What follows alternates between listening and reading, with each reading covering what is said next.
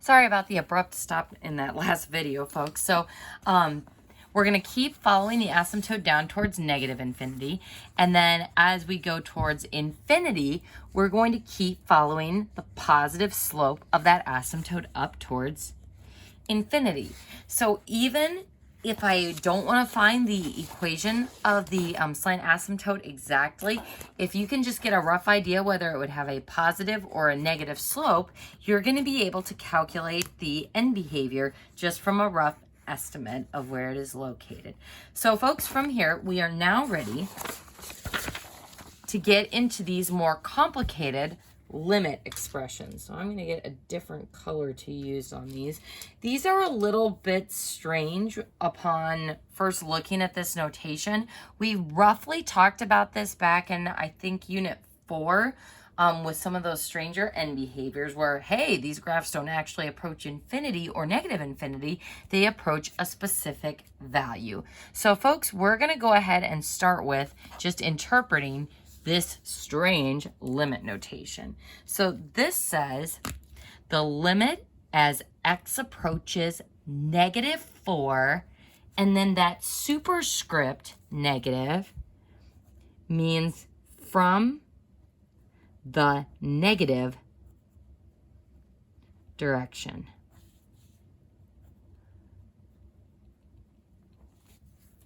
If I look at the next notation, this says as x approaches -4 from the positive direction.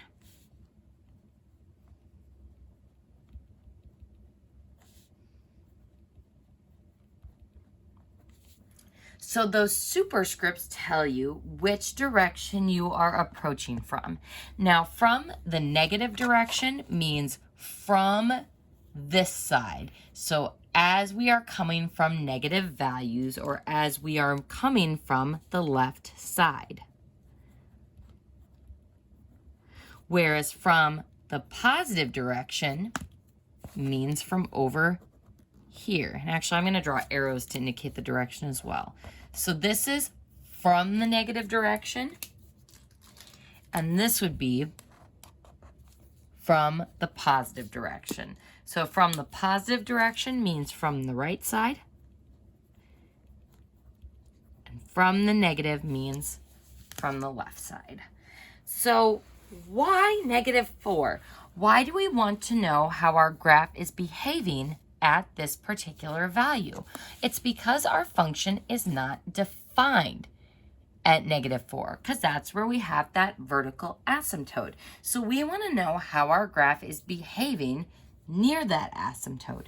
So folks, what is the limit of the function as our x values approach -4 from the left side? So we are going to trace our graph just like we would on our calculator and say what happens as we go towards that asymptote from the left. What is this orange segment of my graph doing? It is heading towards negative infinity.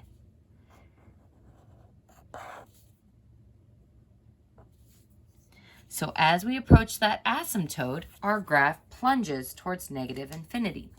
As we approach -4 from the positive direction, what's our function doing? So as we trace coming from the right side or from the positive direction, as we get close towards that asymptote, and if you're like, well, what about that break we have in the hole over here? It's all about what happens as we get infinitely close to this asymptote over here. So we want to focus on coming from the positive direction on this interval.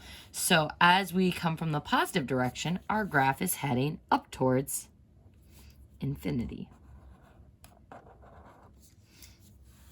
So this is another way of interpreting and using that limit notation to find how our graph is behaving at a particular value.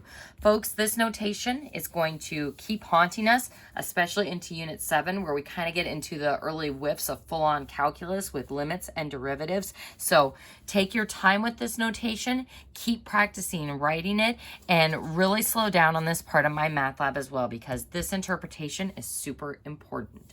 Let's go ahead and move to our next example. This says the limit of the function as x approaches -3 from the negative direction. So we're going to go to our function, find -3, which is right at that asymptote. So as we approach -3 from the left, so as we are coming from this direction, our graph is doing what? It is heading towards infinity.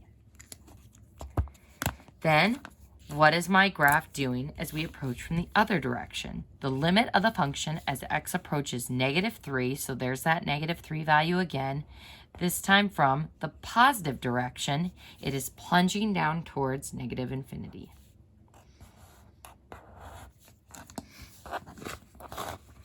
Now on this one, the limit of the function as x approaches -6 from the negative direction. So we're still looking at where we have an asymptote at -6. I'm going to go ahead and change my, there we go. Change my camera angle there. So we are approaching -6 from the negative direction. So as we are coming from this side, we go up. But then as we get closer to the asymptote, we start plunging down again towards -infinity. And then as we approach -6 from the positive direction or from the right side, now we are on this part of the swoosh, going up towards infinity. Now we have one last thing to finish on this problem in regards to the range. So we never actually found out where our range values leveled off for this one. So folks, here we are going to turn to our calculators and typing in our original equation, just in case we goofed somewhere with our factoring, making sure you trap that